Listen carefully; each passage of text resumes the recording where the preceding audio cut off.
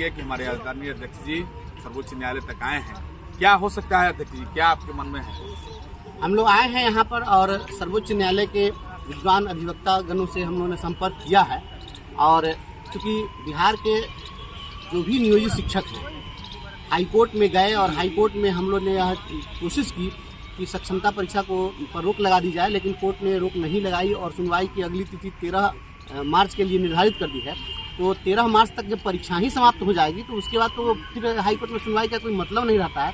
तो ऐसी स्थिति में हम लोगों ने यहाँ पर सलाह मशविरा किया है और जो अधिवक्ताओं की राय आई है इसे स्पष्ट है कि यदि हम लोग हाईकोर्ट को यहाँ से डायरेक्शन दिला दें, हम लोग इस दिशा में कोशिश करें, सुप्रीम कोर्ट में हम लोग यह अर्जी दाखिल करें कि हाईकोर्ट हमारा केस पहले सुन ले और 13 तारीख से पहले कुछ फैसला सुना दे या परीक्षा पर रोक लगा दे, तो इसकी कोशिश की जा सकती है। तो अधिवक्ता लोगों की जो राय आई है, कहा है अधिवक्ताओं ने स्पष्ट रूप से कि जो सक्षमता परीक्षा हुआ अनकॉन्स्टिट्यूशनल है, क्योंकि सक्षमता परीक्षा सरकार नहीं ले सकती है। जो 20 वर्षों से काम कर रहे हैं वह as per the guideline of the education department of government of Bihar यह पहले अपॉइंटमेंट हो चुका है। तो कोई फ्रेश अपॉइंटमेंट नहीं है जिसके लिए कोई एग्जामिनेशन लिया जाए। और जो प्रमोशन होता है या सीनियरिटी बेस्ड प्रमोशन होता है, तो सीनियरिटी बेस्ड प्रमोशन हो सकता था, लेकिन ये परीक्षा लेकर के आप इस तरह से नहीं बना सकते हैं। इसलिए हम सुप्रीम कोर्ट में अगर मामला जाएगा तो निश्चित रूप से हाई कोर्ट के यहाँ से रिमांड हो जाएगा और परीक्षा रुक सकती है। हम लोग इस दिशा में प्रयास कर रहे हैं।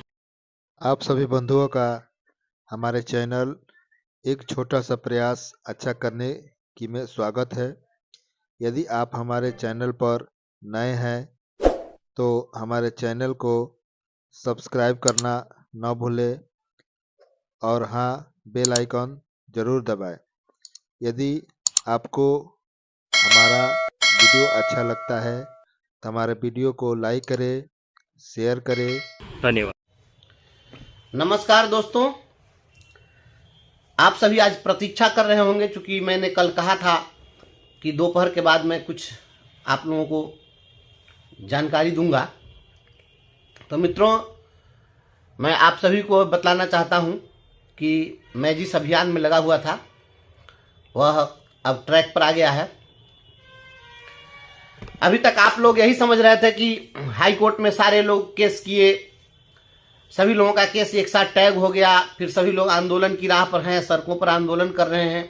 हम भी सभी लोग के साथ हैं, लेकिन न्यायिक रूप से जहां पर हाई कोर्ट में लोग जा करके और हाई कोर्ट के अगले डेट 13 मार्च का लोग इंतजार कर रहे हैं, वैसी स्थिति में मुझे लगा कि यह इंतजार करना उचित नहीं होगा, क्योंकि उच्च न्यायालय को यह चाहिए था कि इमीडिएट परीक्षा पर रोक लगा देनी चाहिए थी और उसके बाद सुनवाई करनी चाहिए थी।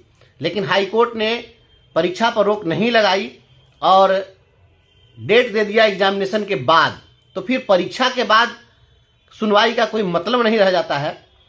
अगर इस बीच में सरकार चाहेगी तो जिस तरीके से अभी शिक्षा विभाग में हो रहा है आपाधापी में, तो ज्वाइनिंग भी कराया जा सकता है।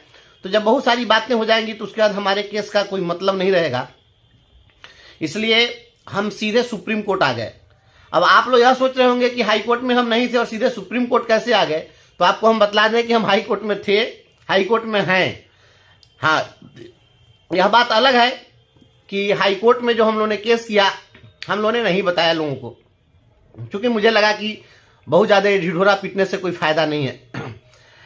हाई कोर्ट में हमने केस किया था और उसमें पिटिशनर हमारे बने सारण जिला के हमारे क्रांतिकारी जिलाध्यक्ष भाई समरेंद्र बहादुर सिंह जी।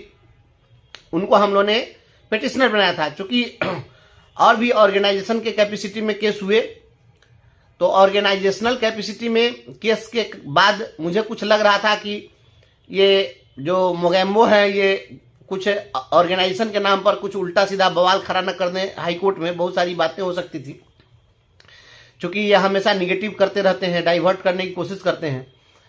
तो वैसी स्थिति में सोचा कि ऑर्गेनाइजेशनल कैपेसिटी में न करके पर्सनल कैपेसिटी में ही कर दिया जाए। तो समरेंद्र जी के नाम से हमने केस फाइल किया था हाई कोर्ट में, और उसका भी वही हश्र हुआ जो अन्य केसेस का हुआ। सभी केसेस एक साथ टैग कर दिए गए, जो लीडिंग केस था उसके साथ। तो हम वहीं पर चुप नहीं बैठे, क्योंकि हम लोगों ने जो केस किया था वह बाद में किया था। तो टैग हो गया। टैग होने के बाद में हम सीधे चले आए दिल्ली। जो आप लोगों ने देखा, आप लोगों को भी मन में यह हुआ होगा कि हम सुप्रीम कोर्ट आए हैं तो कुछ न कुछ कर रहे हैं। तो आपको मैं बता दूं कि बहुत खुशी की बात है कि लगातार हमारे अधिवक्ता ने प्रयास किया तुरंत हम लोग आए उस दिन और आनन फानन में SLP तैयार किया गया, फाइल किया गया और फाइल करने के बाद डायरी नंबर तो उस दिन ही मिल गया था।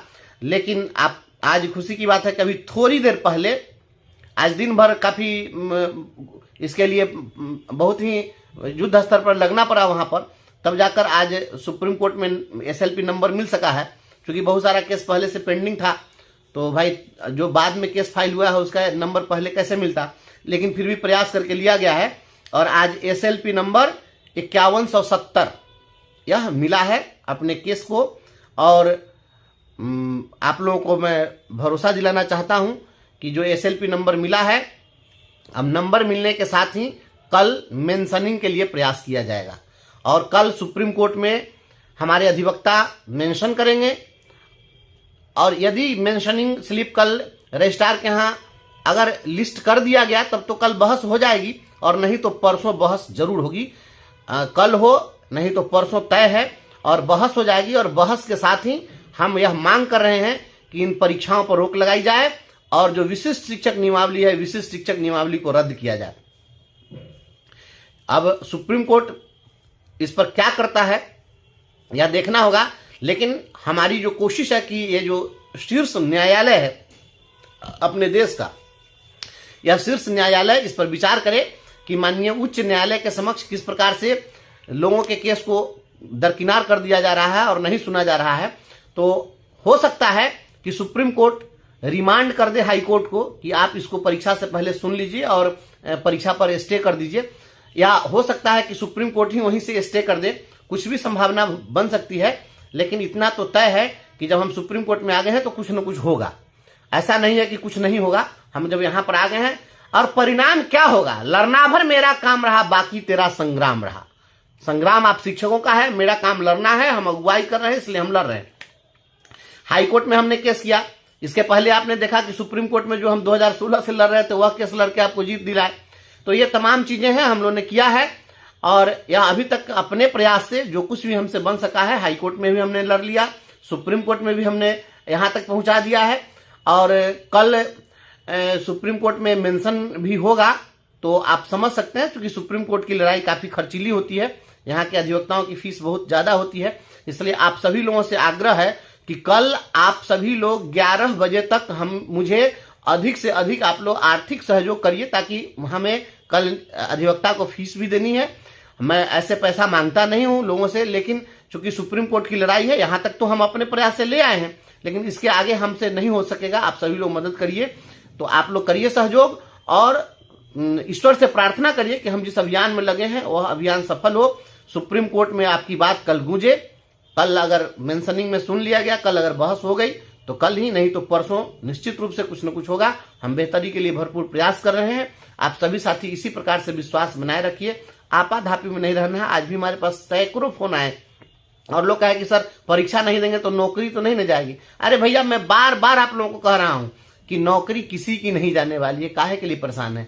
नौकरी क्या किसी की जमींदारी है, हम किसी का रैयत है, उनकी कृपा पर हमें नौकरी मिली है। नौकरी इस देश की जो व्यवस्था है वो उस व्यवस्था के तहत नौकरी मिली है, जो संवैधानिक व्यवस्था है उसके तहत मिली है। तो नौकरी मिल गई और 60 वर्ष तक आपकी सेवा तय है, तो किसी की औकात नहीं है कि आपकी नौकरी खा जाए। सदन में भी शिक्षा मंत्री स्पष्ट कर चुके हैं कि किसी की नौकरी नहीं जाएगी। तो ये सवाल ही नहीं है।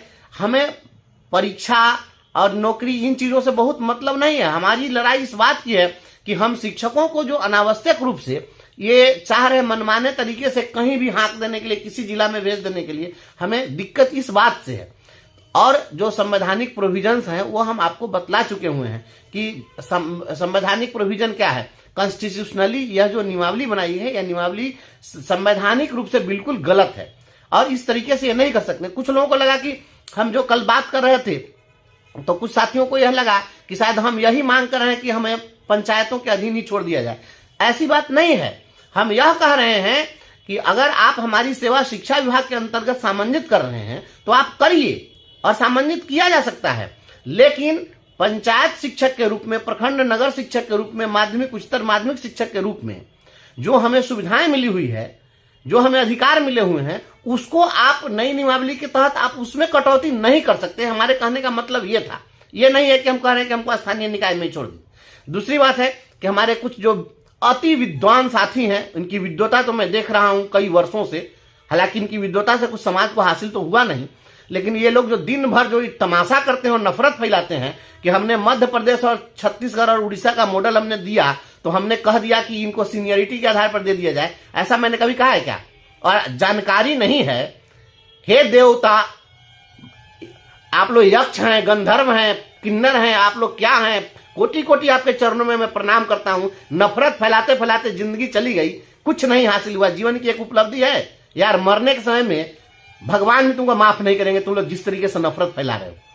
पता है मध्य प्रदेश में क्या है? सो नहीं जानते हो तो जान लो। मध्य प्रदेश में जा करके और पता कर लो। जिसकी सेवा 2 वर्ष पूरी हुई उसको भी सेवा में सम्मानित किया गया शिक्षा विभाग में। हम 8 वर्ष और 10 वर्ष कर रहे हैं, और 8 वर्ष भी होता तो जो लोग 2013 में और 14 में बहाल हुए उनको 22 में ही हो गए होते। बहुत बड़े टीटी के नेता बनने चले हो तो क्या दिला दिए हो अभी तक? ये वो चांदनी झा को तो न्याय ही नहीं दिला सके। डीएलएड की परीक्षा नहीं हो रही थी तो वो परीक्षा भी हमने करवाया। बहुत बुरा लगता है इस तरीके से जो ड्रामा करते हो। औकात नहीं है लड़ने की तो घर में बैठो और तमाशा करना बंद करो, नफरत मत फैलाओ। मध्य प्रदेश में हम तो एक उदाहरण देने के लिए दिए कि मध्य प्रदेश में, छत्तीसगढ़ में और उड़ीसा में बिना परीक्षा के सभी को राज्यकर्मी बनाया गया। तो इसमें सीनियरिटी है, जूनियरिटी है, और 8 साल 10 साल कहां से आ गया? और वो भी मध्य प्रदेश में 2 साल की सेवा पहले बनाया गया था कि 8 वर्ष सेवा पूर्णता के आधार पर, बाद में उसको 2 वर्ष सेवा पूर्णता के आधार पर कर दिया गया। नहीं पता है तो आ जाना मेरे घर पर, मैं दे दूंगा नोटिफिकेशन। तुमसे कहीं ज्यादा पढ़ता लिखता हूं और तब लड़ाई लड़ता हूं, ऐसे नहीं लड़ता हूं। चिट्ठी लिखते हो और तमाशा करते हो, कोई स्टैंड ही नहीं है। ऐसे लोगों के बहकावे में कोई भी साथी नहीं आइएगा, चाहे वो कोई भी हो, टेट के हो न तो। मैं किसी के साथ अन्याय की बात मैं नहीं करता हूं। हमारा बस एकमात्र मकसद है कि सभी लोगों को राज्यकर्मी का दर्जा मिल जाए। अगर 2 वर्ष पूर्णता के आधार पर भी अगर दे दिया जाता तो जो लोग 2022 में बहाल हुए हैं वो भी 24 में फरवरी में इनकी भी सेवा पूरी हो गई 2 साल, तो ये भी हो जाते। हम ऐसा थोड़ा ही कर रहे हैं, लेकिन परीक्षा परीक्षा परीक्षा लग रहा है। तुम्ही सबसे बड़का विद्वान है और हम लोग एकदम उल्लू के पट्टा है, हम लोग को कुछ नहीं आता है। ऐसा थोड़ा ही है। किसी भी कंपटीशन में बैठेंगे तो तुमसे ज्यादा नंबर लाने की औकात रखते, क्षमता रखते हैं। आज गुस्सा दिलाया इसलिए ऐसा बोल रहे हैं, और तमाशा मत करो। हमने जो कहा है कि शिक्षकों को बिना शर्त राज्यकर्मी का दर्जा दिया जाए तो हमारी मांग थी, और इसके उदाहरण के लिए हमको मध्य प्रदेश छत्तीसगढ़ का मॉडल उपयुक्त लगा तो हमने दिया। लेकिन अब उसको तुम यह इंटरप्रेट करोगे कि नहीं ये 8 साल कह रहे हैं तो इसमें यह कह रहे हैं कि प्रशिक्षित होने के दिन से 8 साल है। हम अभी कभी ऐसा बोले हैं क्या? ऐसा कभी नहीं बोले हैं। हमने केवल यह उदाहरण दिया है कि दूसरे राज्यों में जब बनाया जाता है तो यहां भी बनाया जा सकता है। कोई संवैधानिक मजबूरी नहीं है, परीक्षा लेने की कोई मजबूरी नहीं। खैर, हम इन लोगों के फेरा में नहीं पढ़ना चाहते हैं। सभी साथियों से यह आग्रह है कि आप सभी यह कामना करिए कि सुप्रीम कोर्ट में हम लोग सफल हों, और अगर सर्वोच्च न्यायालय ने पहल कर दी तो निश्चित रूप से हम लोग के पक्ष में कुछ बातें हो जाएगी। जो संवैधानिक रूप से हम बात को उठा रहे हैं, निश्चित रूप से हमें इसमें सफलता मिलेगी। आप सभी साथियों को मैं यही कहूंगा कि आप लोग जो यथासंभव जो जहां है, कोई किसी से चंदा वसूलने नहीं जाएगा। हमारा कोई कार्यकर्ता किसी के पास चंदा वसूलने या रसीद लेकर नहीं जाएगा। हम बस जो जहां है वहीं से जो आप सहयोग कर सकते हैं आप सहयोग कर दीजिए, और हम इस लड़ाई को लड़ लेंगे। अगर आप लोग को लगेगा विश्वास है तो आप सहयोग करिए, नहीं विश्वास है सहयोग मत करिए। हम लड़ाई लड़ने के लिए चले हैं तो चाहे जितना में हम सक्षम है उतना में लड़ाई लड़ते रहें और लड़ते रहेंगे। हम इतनी सारी लड़ाइयां लड़ते हैं तो हम कोई चंदा मांगने नहीं जाते हैं। हमको जितना सामर्थ्य है उसके हिसाब से हम लड़ते हैं, तो हम लड़ेंगे। लेकिन आप लोग और सहयोग करेंगे तो हम बहुत मजबूती के साथ, मेरा मनोबल आत्मबल ऊंचा रहेगा और हम इस लड़ाई को बेहतर तरीके से लड़ पाएंगे। इसलिए हम कह रहे हैं, और चलते चलते इतनी बात हम कहना चाहेंगे आप लोगों से मेरे साथियों कि घबराना नहीं है, दबाव में आना नहीं है, डरना नहीं है। और सभी साथियों से बस यही कहते हुए अपनी बात को हम समाप्त करेंगे कि पतन प्रभाव की दुनिया अब मत स्वीकार करो। ये जो मोगेम्बो जिस तरीके से हंटर से जो हाँका जा रहा है, कह रहे लोग कि नहीं हम परीक्षा देने वाले बहुत बहादुर हैं।